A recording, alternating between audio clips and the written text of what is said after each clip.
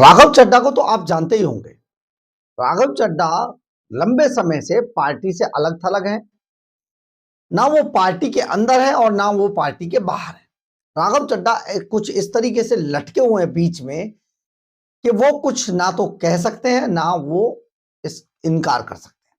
आप जरा समझिए कि राघव चड्ढा की आज स्थिति क्या हो गई। ये वही राघव चड्ढा है जो अरविंद केजरीवाल के राइट हैंड कभी कहे जाते थे और भाग भाग कर राघव चड्ढा को लेकर ही अरविंद केजरीवाल इधर उधर छटपट करते थे। आपको यह तो याद ही होगा कि इनके रिश्ते आखिर अरविंद केजरीवाल से क्यों खराब हुए। खैर, हमें उस पर नहीं जाना है, लेकिन बात दरअसल यह है कि राघव चड्ढा आजकल कुछ उखड़े उखड़े से हैं और वो उखड़े उखड़े से कुछ ऐसे ऐसे काम, ऐसे ऐसे कानून लाने की बात करते रहते हैं, बस जो इनकलाबी कानून है। आप समझिए, वैसे तो पूरा आम आदमी पार्टी का पूरा चरित्र बड़ा इनकलाबी है, लेकिन सिर्फ बातें इनकलाबी हैं, करते कुछ नहीं है। इनकलाब के नाम पर कुछ नहीं है। ये वो वाले लोग हैं कि किसी क्रांतिकारी को उकसा दो और खुद अपना दरवाजा बंद कर लो, उसको कह दो भैया तू मर जा। आप ये समझिए, ये बिल्कुल इसी टाइप के लोग हैं। तो राघव चड्ढा आजकल चाहते हैं कि किसी भी तरीके से अरविंद केजरीवाल जैसे लोगों को हटा दिया जाए और जनता को ये राइट मिल जाए कि अरविंद केजरीवाल जैसे लोग अगर मान लीजिए गलती से सत्ता में आ जाएं और जनता को ये लगे कि भाई ये तो बहुत ही गंदा आदमी है, ये तो कोई काम कर नहीं रहा, तो इसको क्यों ना इसको हटा दिया जाए। नमस्कार, मैं हूं कुमार गजेंद्र। जनपद ऑन द स्पॉट में आपका स्वागत है। हमारे एक दूसरे social media platform podcast with Kumar Gajendra में भी आपका स्वागत है, जहां आप हमें सुन सकते हैं। आप समझिए, आम आदमी पार्टी, इसकी शुरुआत कहां से हुई? आम आदमी पार्टी पहले लोकपाल बिल मांगा करती थी और हर हाल में ये लोकपाल लाना चाहती थी। इससे, इस मुद्दे से आम आदमी पार्टी की शुरुआत हुई। इसके लिए बाकायदा एक भारी भरकम नाम उस समय के, खैर आज तो उनकी क्या कोई ज्यादा वो नहीं है, अन्ना हजारे को दिल्ली में लाया गया। लोकपाल की नियुक्ति की बात की गई, पूरे देश में इसका प्रचार किया गया, बड़ी बड़ी कंपनियां, विदेशों से फंडिंग, सारी चीजें हुई और अन्ना हजारे अनशन पर बैठ गए। रामलीला मैदान में पूरा मंच सज चुका था, लाखों की भीड़ थी, लोग वहां फोटो खिंचाने के लिए भी जा रहे थे और उसी मंच से अचानक मंच पर कब्जा करते हुए अरविंद केजरीवाल एंड कंपनी की टीम वहां से उठी, तिरंगा झंडा हाथ में लिया, लहराते हुए बड़े इनकलाबी लोग, गले में लाउड स्पीकर टांग कर जंतर मंतर पर घंटों भाषण देने वाले ये लोग थे, पैरों में चप्पल, हवाई मफलर सफलर लपेट कर बिल्कुल आम आदमी का भेष बना लिया। और ये जब निकल के वहां से सामने आए तो इस लोकपाल को लेकर आए थे। फिर इन्होंने बात की, पार्टी आम आदमी पार्टी का जन्म हुआ और इन्होंने बात की कि दुनिया बदल देगी। ऐसे ऐसी बातें की, वीवीआईपी कल्चर नहीं होना चाहिए, लोगों को मुफ्त सुविधाएं मिलनी चाहिए, बिजली, पानी, अस्पताल सब मुफ्त दे देंगे, एक हर रोज विधानसभा तो होनी नहीं चाहिए, बिल्डिंग किस लिए, मुझे तो 2 कमरों का फ्लैट मिलेगा, मैं उसमें जाऊंगा, बंगले ही नहीं होने चाहिए, लाल बत्ती नहीं होनी चाहिए, गाड़ियों का काफिला ही नहीं होना चाहिए, बड़ी बड़ी बातें की। और हर उस बात को इन्होंने उठाया जिस बात पे लोग चर्चा किया करते थे और जिसे बुरा माना करते थे। लेकिन लोगों को शायद पता नहीं था कि ये सिर्फ आपको लुभाने के लिए, बहलाने के लिए कह रहे हैं, ऐसा कुछ हो नहीं सकता। बस लोगों ने इन्हें वोट दिया और अरविंद केजरीवाल की सत्ता आ गई। लेकिन अरविंद केजरीवाल ने दिल्ली का जिस तरीके से बेड़ा गर्क किया, वो शायद राघव चड्ढा को भी पता है। और हम जब राघव चड्ढा की बात करें तो हमने इतनी बड़ी कहानी आपको क्यों सुनाई राघव चड्ढा की? दरअसल हमने ये कहानी इसलिए सुनाई कि अब राघव चड्ढा एक ऐसे बिल की मांग कर रहे हैं जिसके जरिए अगर नेता भ्रष्ट हो या नेता सही ना हो तो जिस वोट के अधिकार से नेता को चुना जाता है, उसी वोट के अधिकार से उस नेता को हटा दिया जाए। देखिए कैसा बिल चाह रहे हैं राघव चड्ढा।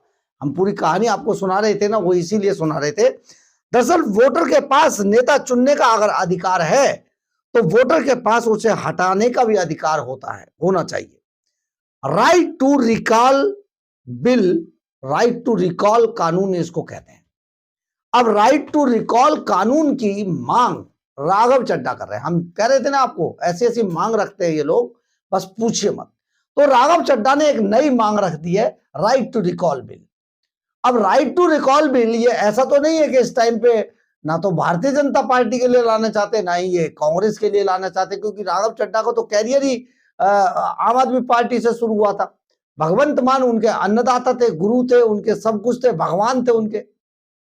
जैसे कि अभी पिछले दिनों अभिषेक मनु सिंह भी अरविंद केजरीवाल और मनीष सिसोदिया के भगवान थे, ऐसे ही भगवान राघव चड्ढा के थे।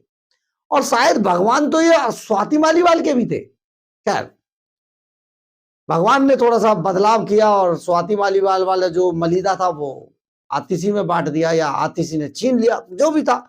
लेकिन बड़ी बात यह है कि राइट टू रिकॉल बिल अब भगवंत मान इसकी मांग कर रहे। तो आखिर राइट टू रिकॉल बिल की मांग करने की राघव चड्ढा को क्या जरूरत पड़ी? जरूरत पड़ी क्योंकि राघव चड्ढा जिस आम आदमी पार्टी में थे, राघव चड्ढा जिस अरविंद केजरीवाल के सबसे खास आदमी थे, जिसके साथ वो रहते थे, उन अरविंद केजरीवाल ने वो सारे काम किए जो दिल्ली की जनता के हितों में नहीं थे। वो सारी बातें की जो दिल्ली की जनता के अधिकारों को कुचलने वाली थी। राघव चड्ढा अरविंद केजरीवाल के सबसे नजदीक रहते हुए उन सब चीजों को महसूस कर रहे थे, देख रहे थे, जिससे उनका दिल तो तड़प जाता था। लेकिन राजनीति में बने रहने के लिए शायद बहुत सारी जगहों पर कंप्रोमाइज करना पड़ता है, आंखें बंद करनी पड़ती हैं, अनसुना कानों को बंद करना पड़ता है, कानों से सुने हुए को नकारना पड़ता है। ये सब राघव चड्ढा कर रहे थे, बिल्कुल उस तरह जिस तरह महाभारत के अंदर पितामह भीष्म,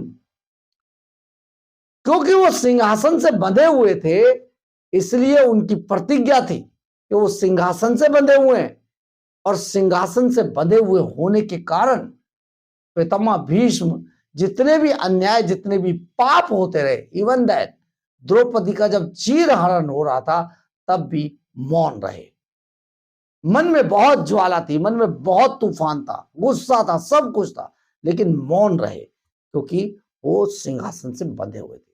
यही राजनीति थी, और यही राजनीति अरविंद केजरीवाल के साथ रहते हुए राघव चड्ढा ने भी की है और देखी है, महसूस किया है। शायद इसी जो महसूस किया उन्होंने, जो नहीं होना चाहिए था, उसी को लेकर राघव चड्ढा को कहीं ना कहीं ये लगता है कि अगर वोट का अधिकार से किसी नेता को चुना जा सकता है, तो वोट के अधिकार से नेता को हटाने का हक भी जनता को मिलना चाहिए। यही तो राइट टू रिकॉल बिल है। और राइट टू रिकॉल बिल की मांग राघव चड्ढा ने की है, और राघव चड्ढा इसको एक पूरी मुहिम बनाना चाहते हैं, चलाना चाहते हैं, ताकि ये दिखाया जा सके इस पर चर्चा हो, इस पर आगे बात हो, लोग चर्चा करें कि भैया अगर नेता काम नहीं कर रहा है, नेता ऐसा वैसा है, नेता बिल्कुल बुरी तरीके से समझ लीजिए उसका कोई चरित्र नहीं है, तो उसको कभी भी वोट के अधिकार से हटा दिया जाए। ये बहुत बड़ी बात है हालांकि, लेकिन आखिर राघव चड्ढा ही ऐसा क्यों सोच रहे हैं, ये अपने आप में बड़ा सवाल है।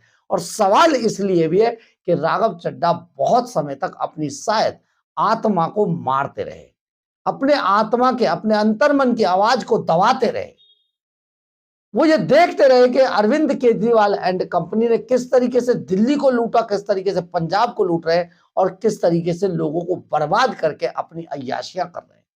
ये राघव चड्ढा ने शायद अंतर्मन में ये महसूस किया। यही कारण है कि वो राइट टू रिकॉल बिल की मांग कर रहे हैं।